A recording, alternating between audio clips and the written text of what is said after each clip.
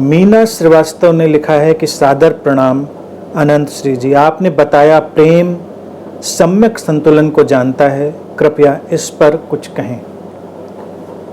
सम्यक संतुलन बहुत साधारण सी बात है। आप उसको सुने तो आपको लगेगा अच्छा इतना साधारण, बस छोटी सी बात हमेशा ध्यान रखें, जिए और जीने दें। प्रेम जीता है और जीने देता है, अपने जीने की आज़ादी ढूंढता है और दूसरे को जीने की आज़ादी देता है। प्रेम जब इस कदर किसी के ऊपर हावी हो जाता है कि वो बस अपने में ही खो जाता है और दूसरे के ऊपर जो वो तथाकथित ध्यान देता है वो इसलिए क्योंकि उससे उसको रस आ रहा है, तब प्रेम अपनी सम्यक जो स्थिति है उससे गिर जाता है। सम्यक स्थिति है बहुत ही संवेदनशील, बहुत ही संतुलित अवस्था, जब आपको दिखाई देता है कि दूसरे के भीतर क्या चल रहा है और उसकी आज़ादी को आप किस तरह से संभाल रहे हैं या उसको इनक्रोच कर रहे हैं। प्रेम का तो यह अर्थ है। सम्यकत्व प्रेम का प्राण है। प्रेम में तुम एक उड़ान भरते हो, लेकिन प्रेम में तुम उड़ान भरने भी देते हो। उड़ान भरना और उड़ान भरने देना दोनों का संतुलन वो सम्यक बनाता है। प्रेम भावुकता नहीं है, प्रेम एक आंतरिक दशा है।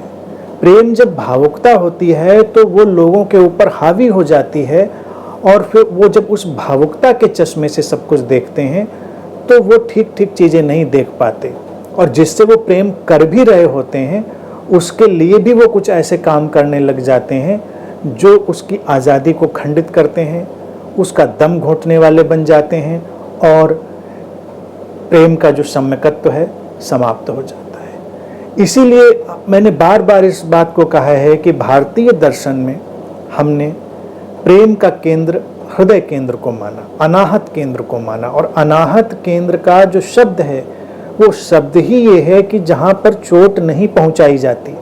अनाहत का अर्थ जहाँ पर न चोट आपको लगती है न चोट आप दूसरे को देते हैं। तो क्या हुआ? सम्यक स्थिति हो गई।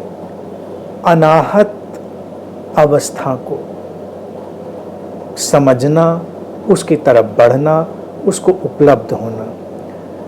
प्रेम एक अनाहत अवस्था है जब आप किसी को चोट नहीं पहुंचाते और किसी से चोट पाते भी नहीं, वो आपकी अपनी आंतरिक अवस्था है। तो ये जो सम्यकत्व है ये बहुत ही व्यवहारिक ढंग से आता है।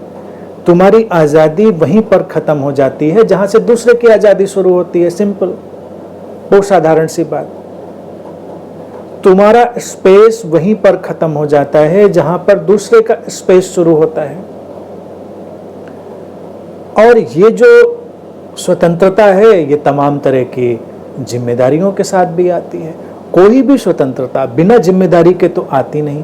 इसीलिए प्रेम स्वतंत्रता भी है और प्रेम जिम्मेदारी भी है। जो प्रेम केवल स्वतंत्रता की मांग करता है और जिम्मेदारी नहीं लेना चाहता वो सम्यक नहीं हो पाएगा। जो इतना जिम्मेदारी से भर जाता है कि जिसके नीचे स्वतंत्रता खो जाए वो सम्यक नहीं हो सकता। तो स्वतंत्रता और जिम्मेदारी, अधिकार और कर्तव्य, दोनों का संतुलन, ये व्यवहारिकता भी है, संवेदनशीलता भी है। आपकी आंतरिक जो सजगता के आयाम है वहाँ से चीज़ों को देखना, चलना और जीना भी है। और एक शब्द बस याद रखना, अनाहत। अनाहत की अवस्था प्रेम की अवस्था है। तो किसी को जानबूझकर चोट ना पहुँचाएं, जानबूझकर। और जैसे ही एहसास हो कि चोट पहुँचने वाली है बाहर हट जाएं। जानबूझकर किसी की आज़ादी में हस्तक्षेप ना करें, क्योंकि अनजाने में हो सकती है, आपको नहीं पता हो सकते हैं दायरे, लेकिन जैसे ही पता चले आप संभाल लें अपने आप को। तो व्यवहारिक रूप से, सजगता के तल से, अपनी संवेदनशीलता के तल से इसको देखेंगे तो प्रेम का जो सम्यकत्व है वो उपलब्ध कर पाएंगे।